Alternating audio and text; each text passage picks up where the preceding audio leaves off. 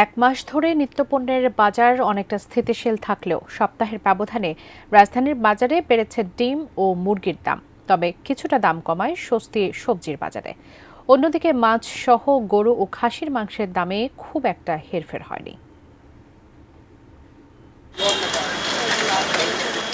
সরবরাহ বাড়ায় সপ্তাহের ব্যবধানে রাজধানীর কাঁচা বাজারে কিছুটা কমেছে বেশ কয়েকটি সবজির দাম। তবে বেশিরভাগ সবজির দাম এখনও অপরিবর্তিত।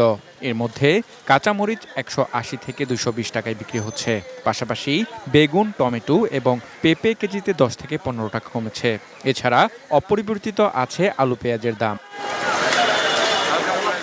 সপ্তাহের ব্যবধানে কেজিতে 10 থেকে 20 টাকা বেড়ে ব্রয়লার মুরগি বিক্রি হচ্ছে 180 থেকে 190 টাকায়, আর সোনালী মুরগির দাম 280 থেকে 290 টাকা। পাশাপাশি গরু ও খাসির মাংসের দাম আগের মতোই আছে।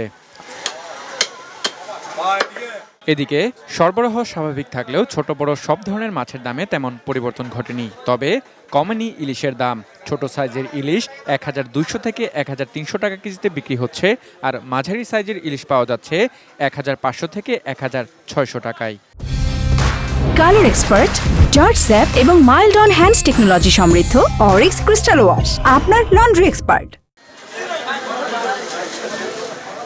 বাজার বিশ্লেষণ নিয়ে ক্রেতাদের মধ্যে রয়েছে মিশ্র প্রতিক্রিয়া, আর বিক্রেতারা দাম বাড়া কমার পেছনে দিচ্ছেন আলাদা আলাদা যুক্তি। আগে যেরকম দামই ছিল এখন ওই জিনিসগুলোর সেম দামে আমাকে কিনতে হচ্ছে। যে অর্থনৈতিক অবস্থার হিসাবে বাজার ভালোই, খারাপ কি।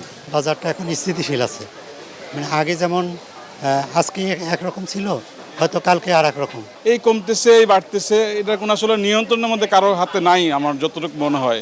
বাজারে প্রতি ডজন লাল মুরগির ডিম বিক্রি হচ্ছে 155 থেকে 160 টাকা, আর সাদা ডিম পাওয়া যাচ্ছে 150 টাকায়। আরাফাত ইসলাম শুভ, এটি নিউজ, ঢাকা।